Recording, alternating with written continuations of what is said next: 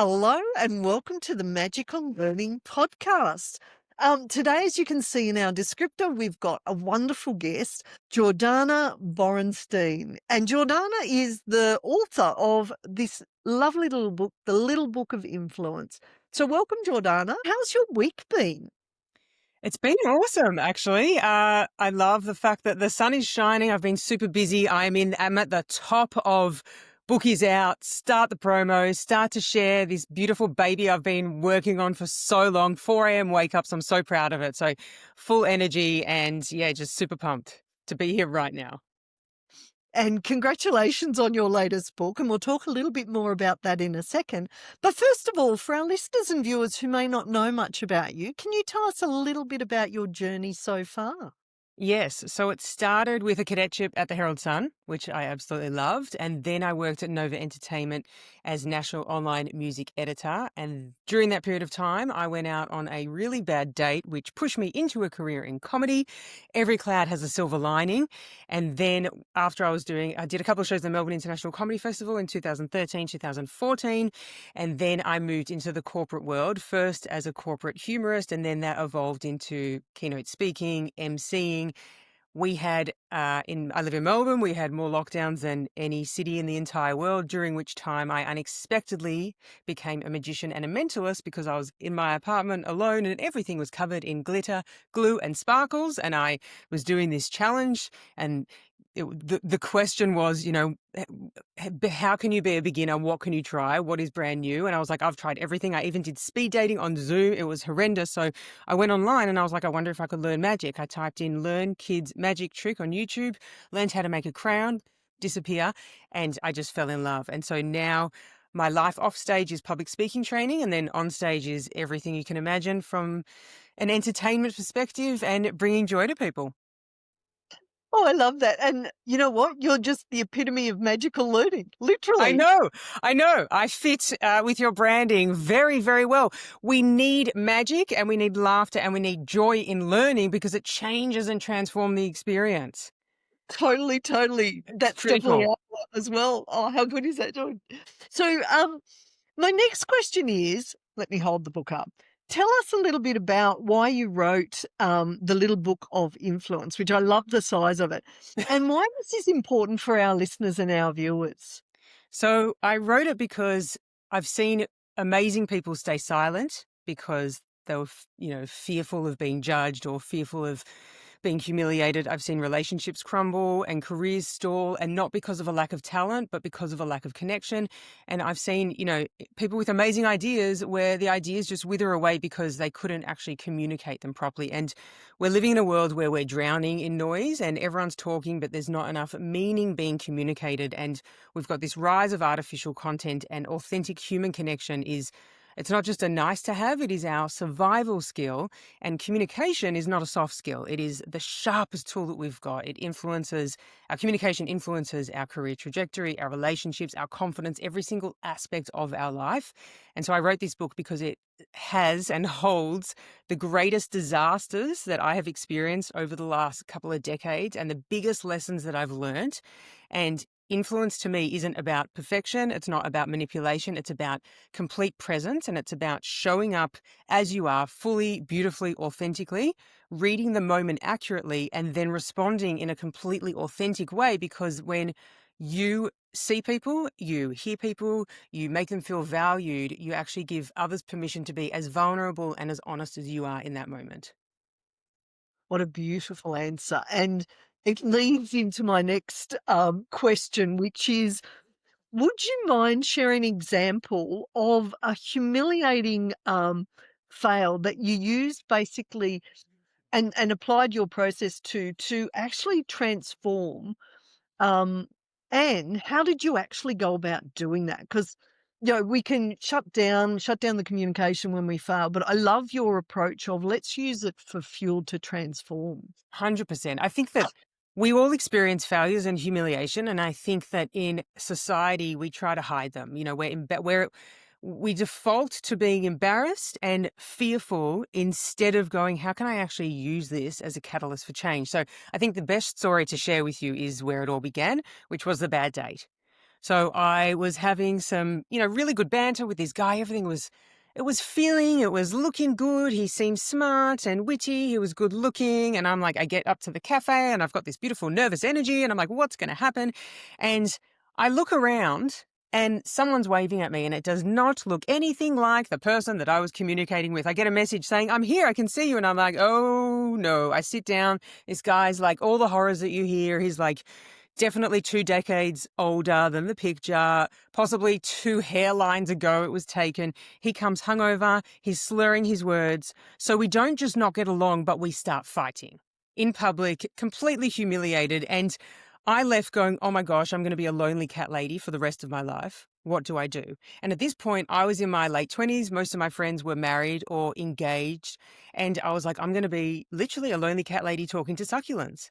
So I called one of my friends, and all I could do was imitate his slurring because I couldn't actually find the words to vocalize. And by the end of that conversation, she's laughing. So I was like, huh.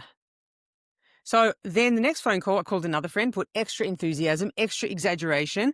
And by the end of that phone call, we were both laughing so hard that we were crying. You know, that breathless laughter where your stomach is just so sore. And at that point, I was like, whoa, I feel amazing. I've forgotten what happened a couple of hours earlier. This is incredible, and it was a game changer because I realized comedy is way faster and way cheaper than therapy. And at that point, I made a very fast decision, which felt totally right and totally scary. And I was like, I'm going to become a comedian. So I started reading comedy books. I did comedy workshops. I got a comedy coach. I started to do spots at comedy clubs. And I realized what was so powerful was that I could use the parts of us that make us cringe, the parts we want to hide, the parts we're fearful of, the parts that we don't want anybody to know actually become our superpowers in comedy. Because when we expose them, when we talk about them, and when we use them as a point of connection and a source of joy, number one, we lose the fear. We lose it entirely. But most importantly, we create this powerful point of connection because ultimately we've all got the same fears. So if we can use them as a point of connection, we give other people the space to go, oh, I'm okay. I'm not alone in this. Oh, what a gorgeous story, what a great answer, and what beautiful way to turn something that, yeah, was not a great experience into something extraordinary. So, love that story. So then my next question, and let me just do this first, is that I know that you've got a beautiful framework in your book called the Presence Framework. And I'd love for you to share a little bit about that framework so our listeners and our viewers can really start to build their authentic influencing skills. Awesome. So the presence framework, firstly, it's a mnemonic. So in magic and mentalism, a mnemonic is used to as a memory technique. So some people would call it an acronym, but I've gone for a mnemonic. So I've been documenting and tracking influence obsessively from all of the spectacular failures that have happened to all of the actual successes. And when I stepped back, I realized that they all pointed to the same truth, which is powerful and transformative communication actually contains these 8 elements, which, when I map them out, come together to create the word presence, which is fundamental in influence and connection. So P stands for perceive, which is truly seeing and listening with our whole body, reading the room, noticing our arms crossed, are they turned away? Our perception is our superpower. R is reimagine, which is envisioning new possibilities and bringing them to life with unwavering belief, because the best visionaries of our time don't just dream differently, but they embody their vision so much that everyone else around them actually believes it too. E is empower, which is believe in others so deeply that they start to believe in themselves. And there's a story in the book about 3 words that changed my life when it comes to being empowered and empowering others. S is for signals, which is how do we master nonverbal cues, because our body speaks louder than words, and instinctively, intuitively, we know how to read, but we've just forgotten it as we've grown older or blocked it off for various reasons. E is for expression, which is how do we use language that actually opens minds and creates possibilities instead of shuts down, all the roads and creates blocks for us. N is navigate, which is meet people where they are and then guide them forward, because we can't lead people who don't feel met, and we can't lead anyone unless we've acknowledged them, we've seen them, we've heard them, and they feel appreciated.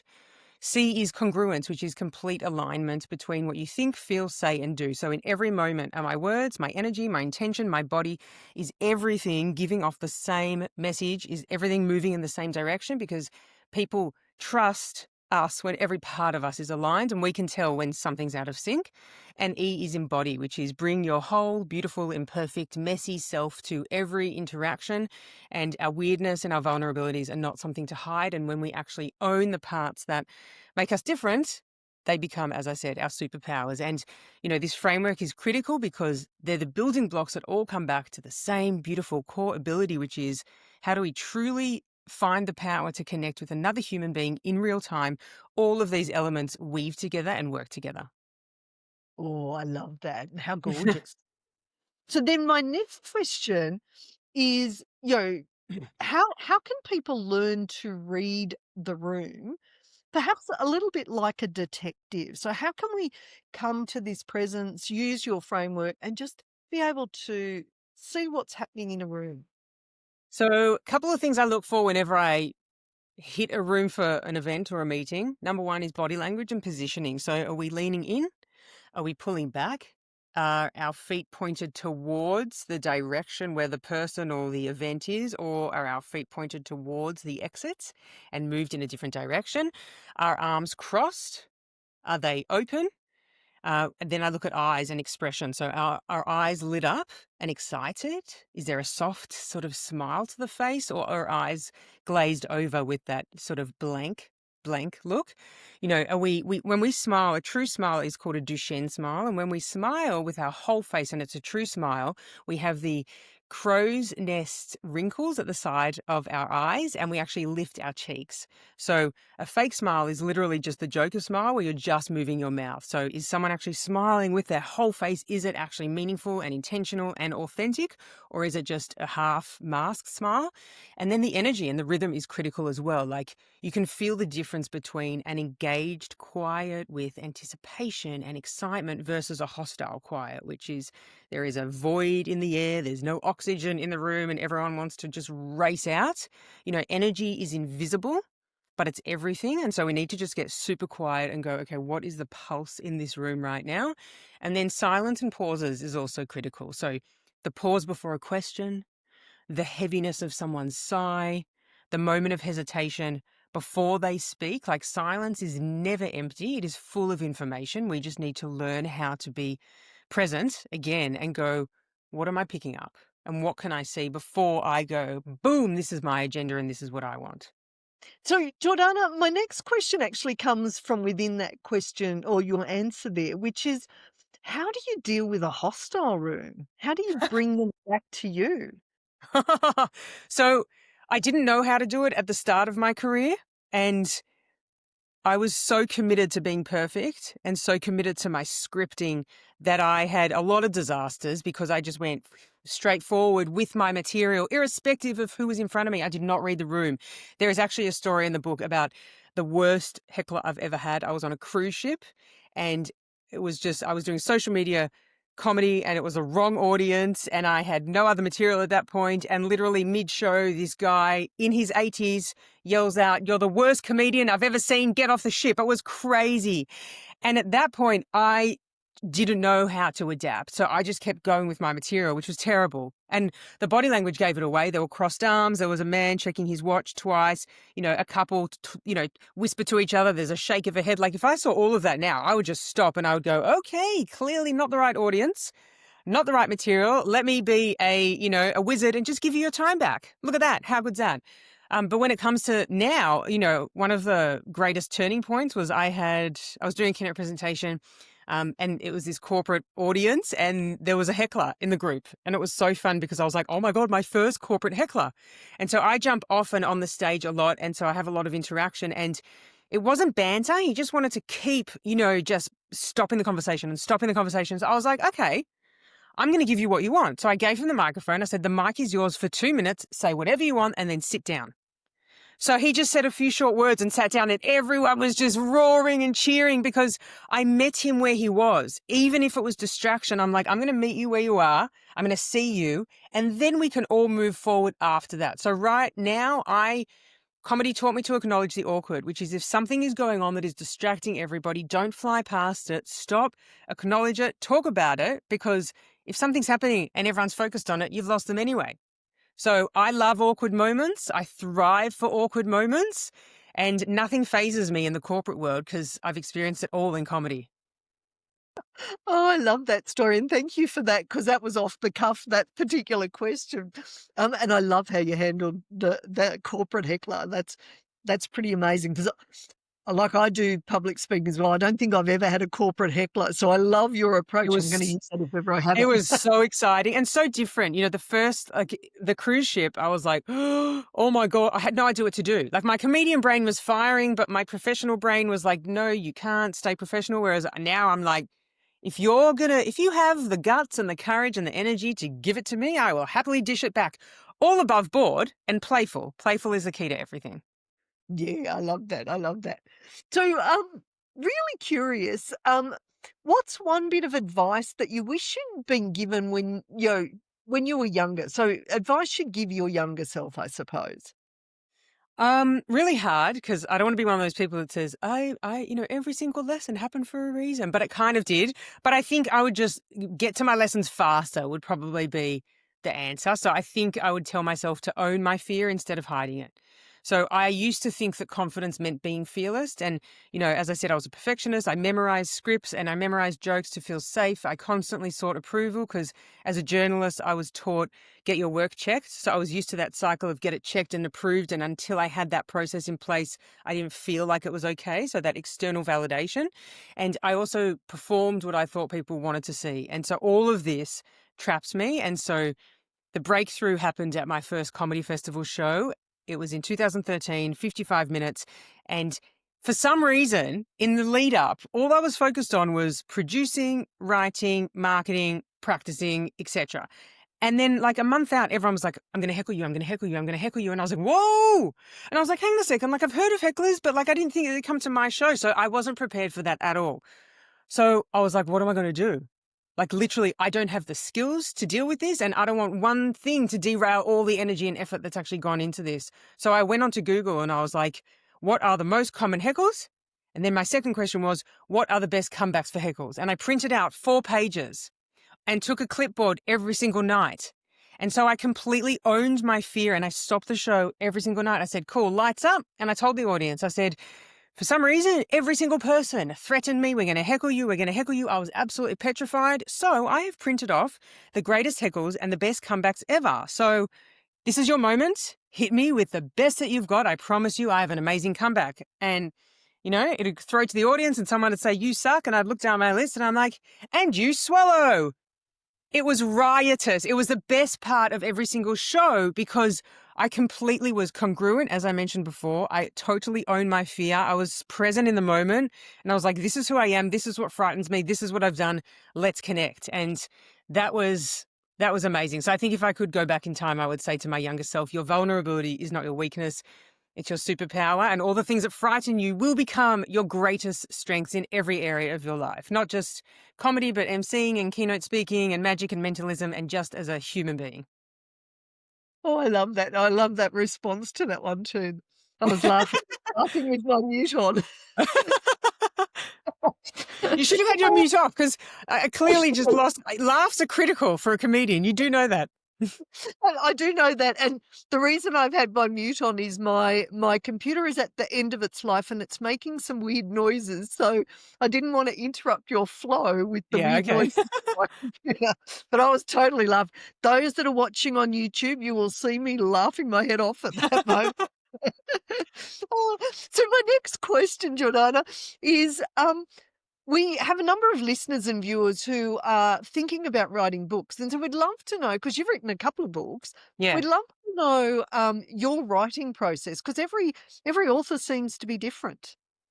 Well, amazingly, I don't have one, which is really actually because everything I do is spontaneous and very inspired. When I wrote my first book, I did it in the wrong way. I was very stressed. I was a hardcore perfectionist at that time. And the book was about being creative with social media marketing. And when I finished, I was wiped. The whole process just drained me of all creativity.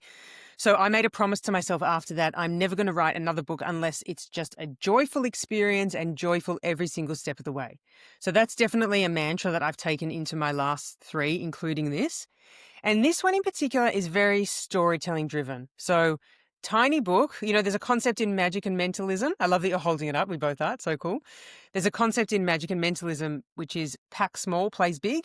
And the idea is that, like, an effect, if it's really small and it fits in your suitcase, but not even a suitcase, like a handbag, but it has a massive impact, that's really cool because it's really convenient. Whereas this is a pack small, plays big book. So yeah, I think I mapped out. First, I worked out the presence framework because I knew what I wanted to cover and I knew what the most important lessons are that created the presence framework because I've just been studying it for so long. So I first mapped that out and I was like, okay, these are the major lessons in each chapter. And then I went, okay, which stories from my life can best bring these to life, can best, bring them vibrance and vivaciousness. And, I know from keynote speaking, we learn the best through stories. So I wanted this to be a very storytelling driven book with lessons within, because when we hear someone share their story versus just saying, this is the lesson, it means that whoever is hearing it is making their own meaning. They're creating their own dots. And we all take different things from different experiences because we've all had different life experiences. So, you might read a story and take one lesson and someone else might take a completely different one. So I wanted it to be very storytelling driven, which it is. So every chapter starts with a big story and then there's 2 or 3 other stories within each chapter that support it or bring it to life in different ways. And then at the very end, I've got, 5 takeaways and then 5 quick exercises for the people that don't really like to, read a book and just sort of want to scan it. So I call them 5 truth bombs because that's much more in line with my language than a takeaway. And then the exercises. So yeah, it was very storytelling driven. And that was probably the part that was the most fun and took the most because I've got so many stories. So I was like, how do the editing process and the pulling back from the brainstorming was a big part. And also I record. So I'll just voice record. I'll walk around, voice record, walk around. Because for me, having that motion, always in comedy, it was the same thing. Anytime I'm brainstorming or coming up with ideas, get it out vocally, and then clean it up after. Nice. I love that. And I love, because it actually takes more effort to make something that is small than it does to just regurgitate and have lots of stuff where people are like, am I getting much? And I love how tight you've made this book. So it's Which is gorgeous. actually so funny because my ethos going in was, it'll be small, it'll be easier. It's actually 27,200 words. Oh, that's gorgeous. And I love that you can literally put this in your handbag. I know, it's so cool. It can fit in Yeah. a large pocket, a Yes. small handbag. There is no place that this magical book can't fit. And it's like Sydney to Melbourne, your trip's done. Melbourne to Brisbane, you could read it twice. Yes. Sydney to Perth, you can read it about 5 times. Because, I personally, I like to get to the point fast. So, and do it in a fun way. And that's what this book does. Yeah, I appreciate that you did that too. That's awesome. So then we're nearly at the end, but is there anything that we haven't covered that you'd like to share with our listeners and our viewers? Come and connect with me. I love to connect. I love to hear stories. If you have had your own experiences of failure and humiliation, I will help you find the gold in them. So yeah, my website is jordanab.com.au. I do have a specific website for the book called littlebooks.biz, B-I-Z. And yeah, come and connect. I would love to. I've got a newsletter which will share weekly magic, weekly insight, weekly tips from the book, from the Presence Framework. So we can keep building the skills. And it's a never ending thing because communication, we're always learning, we're always growing, we're always developing. It's always changing. If you've got something to teach me that's not in here, I am all ears. I love that, Jordana. We'll make sure that we include all of those links in the description so people can reach out to you. Can I say it's been an awesome conversation? And let me just do this again. Let's do it at the same time. Yeah, Same time. Matching.